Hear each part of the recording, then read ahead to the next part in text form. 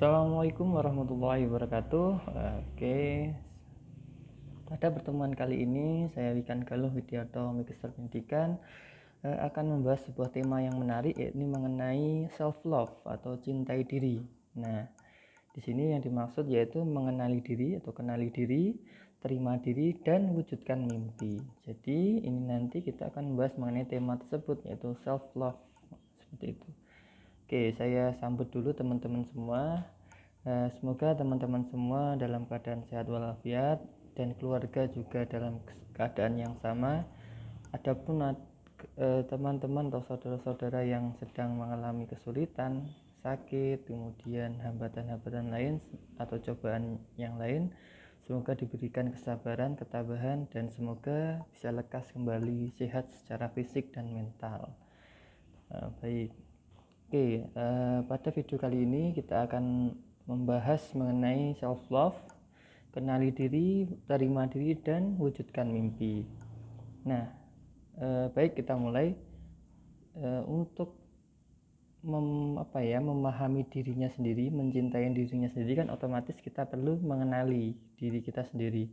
Terkadang memang tidak semua orang itu bisa menyadari dirinya sendiri. Ada yang orang itu sifatnya atau sikapnya cuek misalkan, atau dia bingung dengan keadaan dirinya sendiri misalkan, atau bisa jadi dia tidak tahu sebenarnya ingin jadi apa.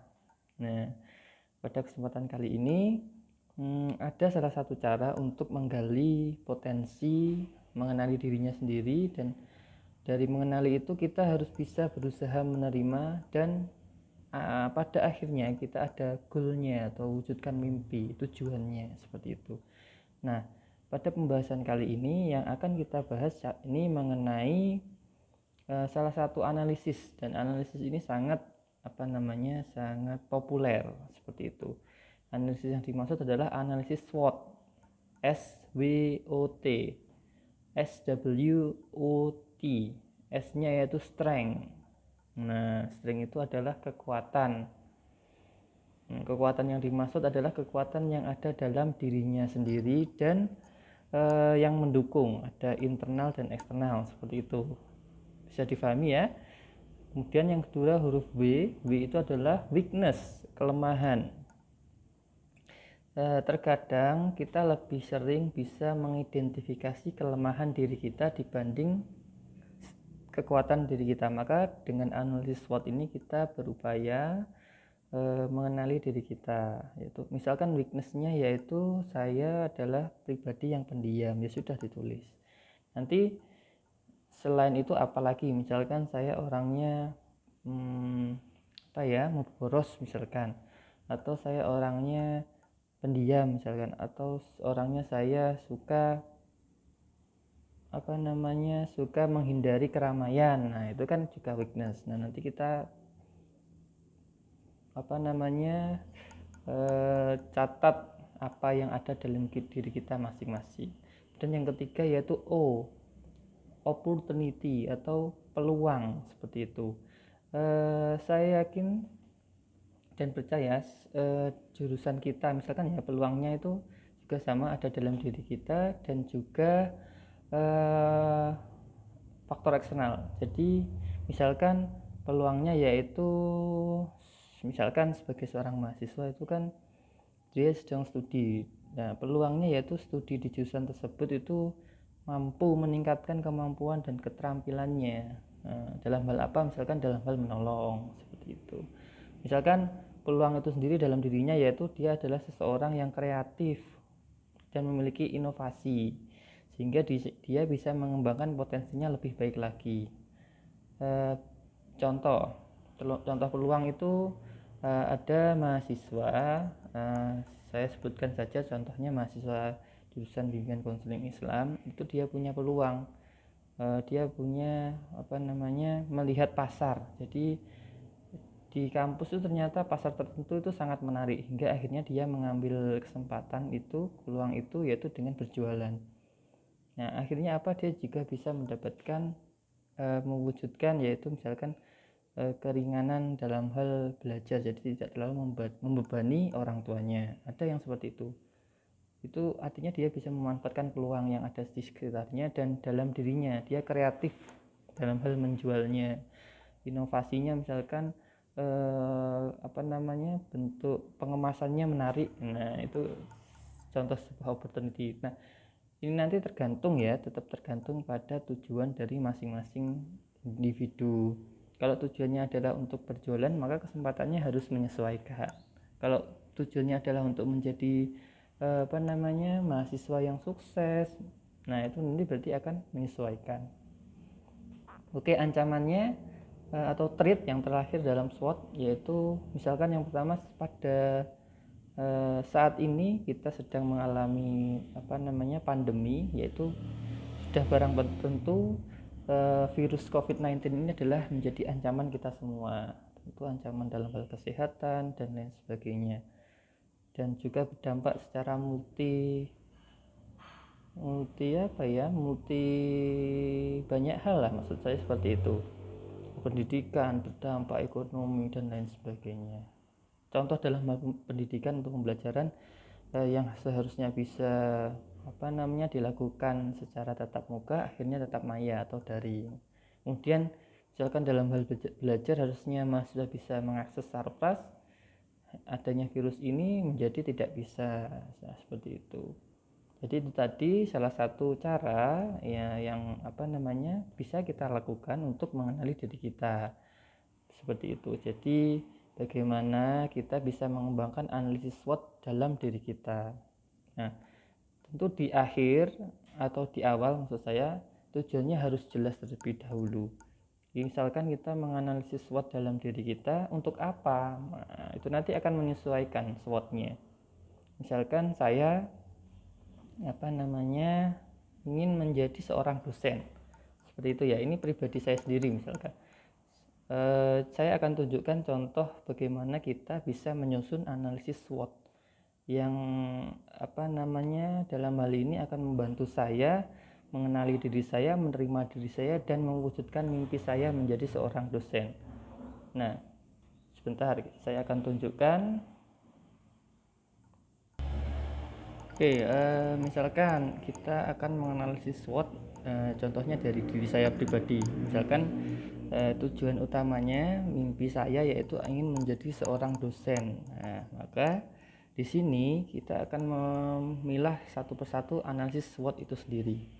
Untuk mempermudahnya nanti teman-teman buatlah sebuah kotak-kotak menjadi 4 bagian. Bagian pertama itu strength, kanannya weakness, bawahnya opportunity, kemudian yang terakhir adalah threat, ancamannya.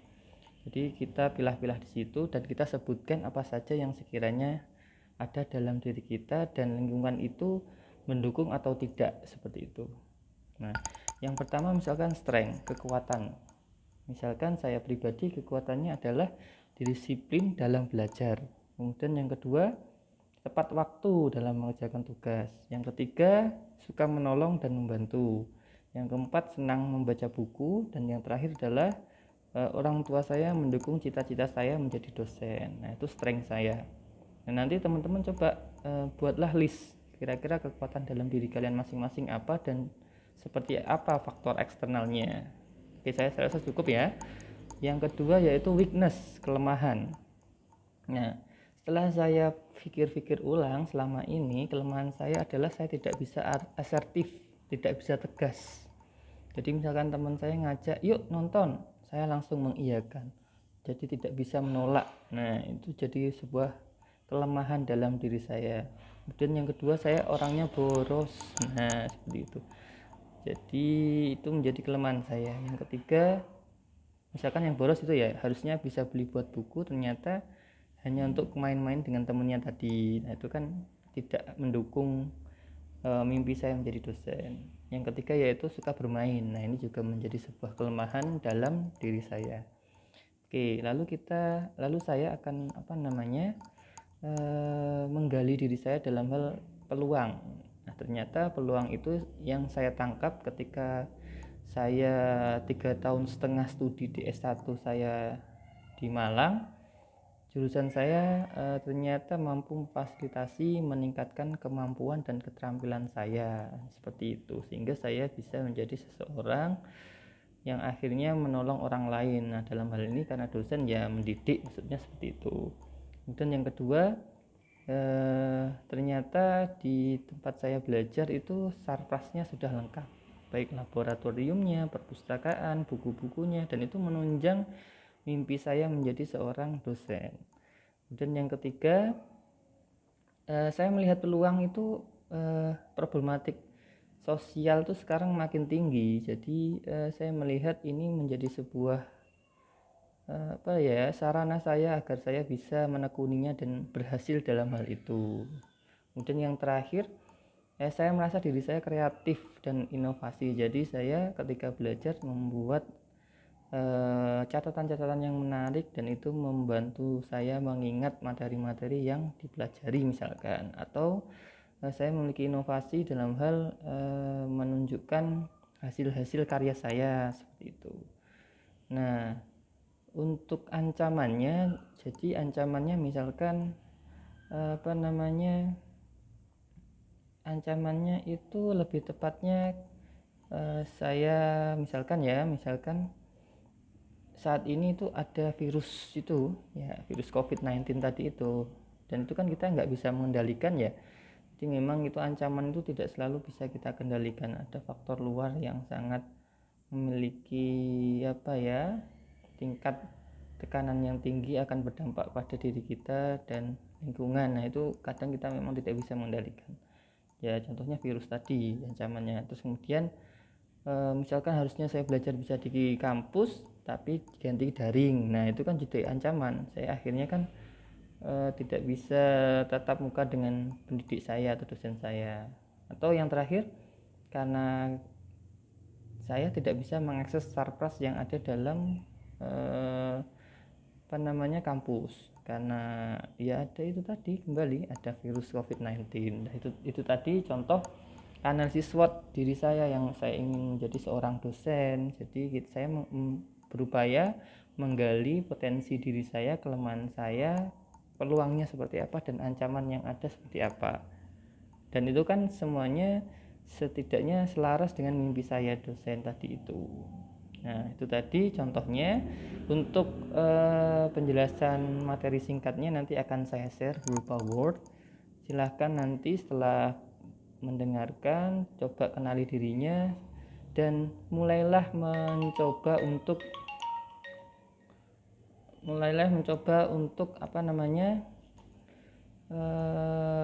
menyusunnya, analisis SWOT masing-masing dirinya, dan tentu harus jelas dulu tujuannya apa dalam dirinya. Kalau tujuannya masih bingung, bisa dimulai dengan mengenali potensinya. Tapi kalau kalian sebagai seorang praktisi sosial yang menjadi penggerak di bidang sosial atau konselor sosial, sudah jelas dong. Nah, seperti itu. Saya rasa cukup materinya, nanti kita akan diskusi, kita lanjutkan di WhatsApp grup ya. Oke, saya rasa cukup. Saya mohon maaf kalau ada salah-salahnya. Terima kasih. Akhir kata dari saya, wabillahi taufiq wal hidayah. Assalamualaikum warahmatullahi wabarakatuh.